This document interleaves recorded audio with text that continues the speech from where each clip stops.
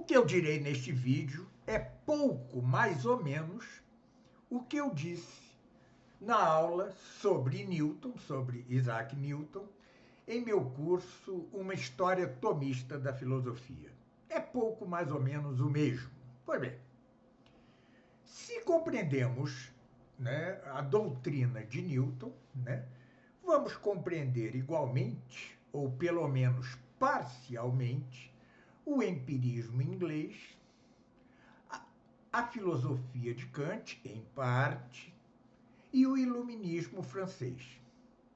De fato, né, a razão, a noção de razão dos empiristas ingleses, que é uma razão limitada e controlada pela experiência, é a mesma noção de razão de Newton.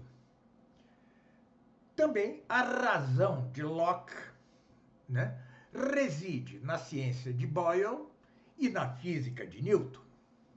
E a ciência de que fala Kant não é senão a ciência de Newton. Mas tudo isso não se pode absolutizar, conquanto sim tenha fundamento real. Pois bem, Isaac Newton viveu entre 1642 e 1727. Em 1672, ele apresentou à Royal Society, né, sua obra Nova Teoria acerca da luz e das cores, né, onde defende a teoria da natureza corpuscular da luz. Teoria que ia contra a teoria ondulatória da luz, defendida pelo físico holandês Christian Huygens, né? É um nome difícil de dizer, se escreve Huygens, creio que se pronuncia Huygens. Pois bem, a outra obra muito importante de Newton são os Philosophia Naturalis Principia Mathematica, né? E isto é uma obra de 1687. Foi o período mesmo em que ele fez amizade com John Locke. No terceiro livro dos Principia, Newton, no início, né, do terceiro livro dos Principia, Newton estabelece aquilo que ele chamou as 4 regras do raciocínio filosófico. São regras metodológicas que não deixam, no entanto, de supor ou pressupor princípios físicos e metafísicos. Que regras são estas? A primeira é a seguinte: não devemos admitir mais causas das coisas naturais que aquelas que são tanto verdadeiras como suficientes para explicar as aparências. Vê-se aí a filosofia de Kant. Os fenômenos. Aparências são os fenômenos. Para Kant, nós não conhecemos a coisa em si. Só conhecemos as aparências das coisas, os fenômenos. Ainda assim, não é bem assim como explico no escrito, mas tomemos por hora como isto, né? Ou seja, que Kant defende que só conhecemos os fenômenos ou aparências das coisas. Então, a regra 2 de Newton é: aos mesmos efeitos, devemos, quanto possível, atribuir as mesmas causas, né? Vejam que aqui já há uma limitação extrema, né? Ou seja, já não se trata das 4 causas aristotélicas, ou seja, a causa material, a formal, a causa eficiente e a causa final. Já é, quando muito, a causa eficiente e a causa material, quando muito. A regra 3 é um dos pontos altos da doutrina de Newton. Veja, o título deste vídeo é Grandezas e Misérias de Newton, né? Então, uma de suas grandezas é, até agora, só misérias, mas uma de suas grandezas é sua regra metodológica de número 3, que diz o seguinte: as qualidades dos corpos é, devem ser consideradas qualidades universais de todos os corpos, ou seja, de todo o universo. Isso é o que se veio comprovando pouco a pouco. Vai contra a doutrina antiga de que o mundo supralunar, né, era um mundo feito de elementos de que não se compunha o mundo sublunar, ou seja, a Terra. Isto cai, antes de tudo, com Newton. Essa é uma das grandezas de Newton. A quarta regra já é uma miséria. É a seguinte: na filosofia experimental, como se houvesse filosofia experimental, as regras inferidas por indução geral a partir dos fenômenos novamente, devem considerar-se estritamente verdadeiras ou, no máximo, próximas da verdade, apesar das hipóteses contrárias que se possam imaginar, até quando se verifiquem fenômenos a respeito dos quais elas se tornem mais exatas. Ou seja, este é o indutivismo, né? Ele aqui, em verdade, segue a doutrina pífia de Francis Bacon. Aliás, ontem mesmo gravei uma aula para o meu mesmo curso, uma História Atomista da Filosofia, sobre a doutrina de Francis Bacon e de René Descartes. E ali falo da pifiedade da doutrina metodológico-científica, entre aspas, de Francis Bacon. Tá? Por quê? A ciência comporta, obviamente, tanto dedução como indução. Indução a partir das coisas singulares, dos exemplos, e dedução a partir de princípios. É óbvio que isso se combina em várias etapas da ciência. Por exemplo, na filosofia racional, quando se trata do capítulo da definição, como definir a essência das coisas, né, combina-se efetivamente indução com dedução. Mas atenção, o que dá mais solidez científica é a dedução, porque é a partir de causas, de princípios e de causas. A indução é como que complementar a dedução. E, no entanto, desde Francis Bacon, quer-se fazer ciência tão somente indutivamente, ou seja, por indução. Pois bem, é pelos sentidos que estabelecemos as qualidades fundamentais dos corpos, diz Newton, né? O que é verdade em parte, falso em parte, porque pelos sentidos as sentimos, tá? Mas o que estabelece as qualidades fundamentais dos corpos não são os sentidos, porque eles não podem pensar, é a razão. Pois bem, estes corpos são formados por partes menores, também elas, extensas, duras, impenetráveis, móveis e dotadas de sua própria inércia. Inércia é o movimento permanente, tá? Esta é a teoria caduca de Newton do corpuscularismo, né? Hoje sabemos perfeitamente que aquilo de que primeiro se compõem os corpos são as moléculas, e não corpúsculos, são as moléculas, tá? E elas não necessariamente são extensas, duras, impenetráveis, móveis, etc. Bom, a doutrina do corpularismo claramente caducou. Embora haja discussão entre Einstein e os mecânicos quânticos quanto à natureza da luz, se corpuscular ou ondulatória ou as duas combinadas, mas este é outro assunto. Por outro lado, a experiência dizia a Newton que todos os corpos, universalmente, são dotados de um princípio de gravitação recíproca. Pois bem, e isto é corretíssimo. Esta é a segunda grandeza das de Newton. Uma é aquela: todos os corpos do universo se compõem dos mesmos elementos de que se compõem os corpos da Terra, e vice-versa. E a outra é que todos os corpos, absolutamente todos, são dotados de um princípio de gravitação recíproca.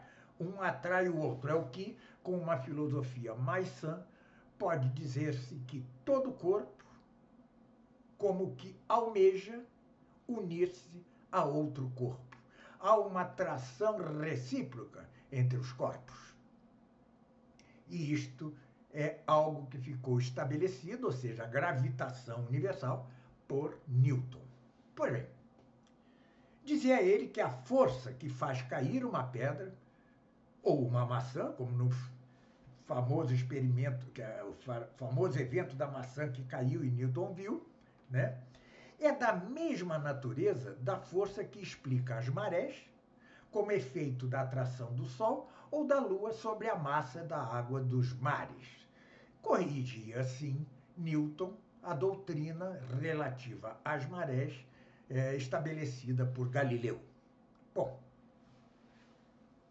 além disso, ele supunha, como Descartes, que é o fundador do mecanicismo, que o universo é uma máquina, tá?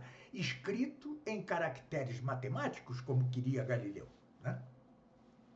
Ou seja, o universo é de uma impressionante regularidade, como um relógio. Tá? O que, obviamente, foi sendo desmentido pouco a pouco. E hoje ninguém afirma isto. O mecanicismo, que é o mecanicismo de Descartes, o mecanicismo de Newton e de outros, é algo também caduco. Mas para ele, para Newton, a grande máquina do mundo, a ordem dos céus estrelados, é o fundamento sobre o qual se pode demonstrar a existência de Deus, o que é, até certo ponto, correto, né? A quinta via de Santo Tomás, para provar a existência de Deus, vem da ordem do mundo, né? Mas a ordem não é mecânica, não é um relógio como supunha Newton. Mas ele dizia: o maravilhoso sistema do Sol, dos planetas e dos cometas só pode originar-se do projeto e do poder ou potência de um ente inteligente e poderoso. Corretíssimo. Tá? Excluindo o fato de que o universo não é uma máquina, correto. Mas atenção, estou falando de uma prova da existência de Deus. Santo Tomás já tinha dado 5, ele reduz a esta.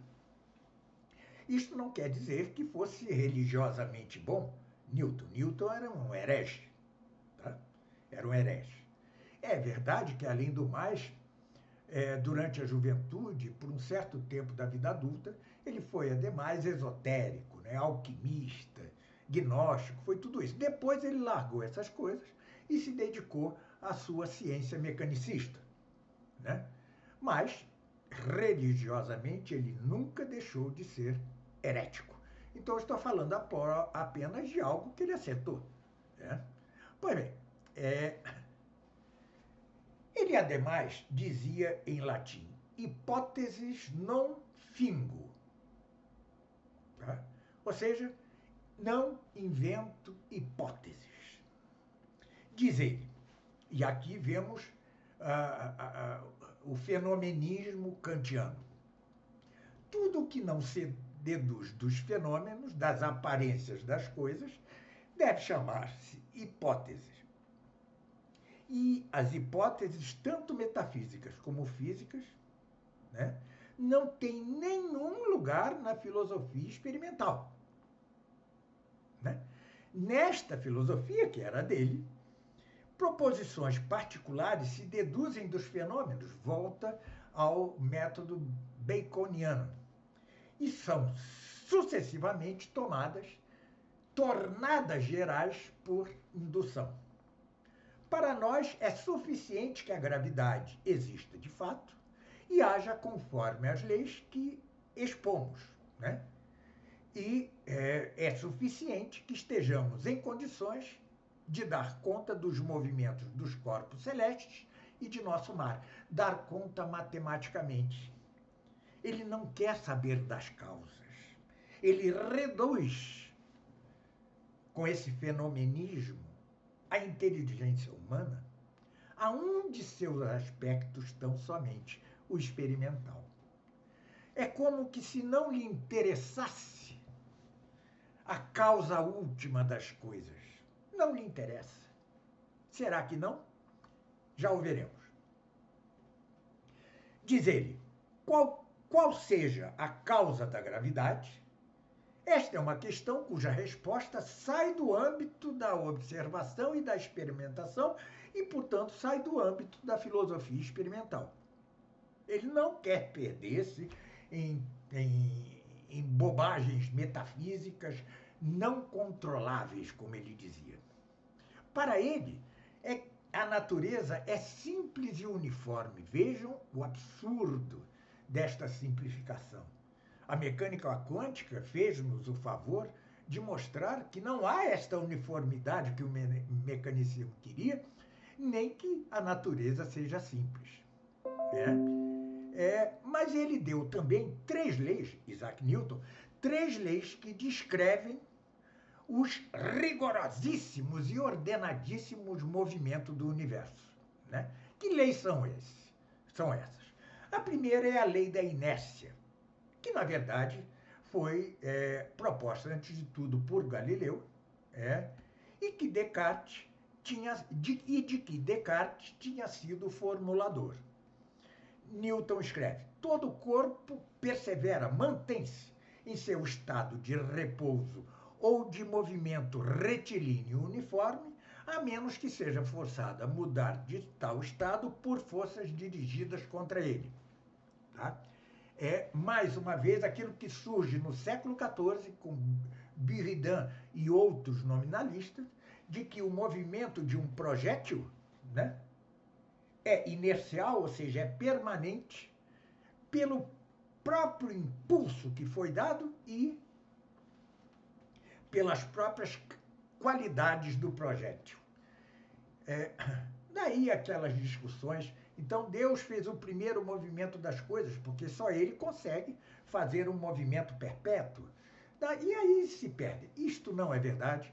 Quem tinha razão era Aristóteles, ao dizer que nenhum projétil pode manter-se em movimento inercial se não houver uma concausa, além do impulso, que o mantenha neste movimento inercial e retilíneo, uniforme.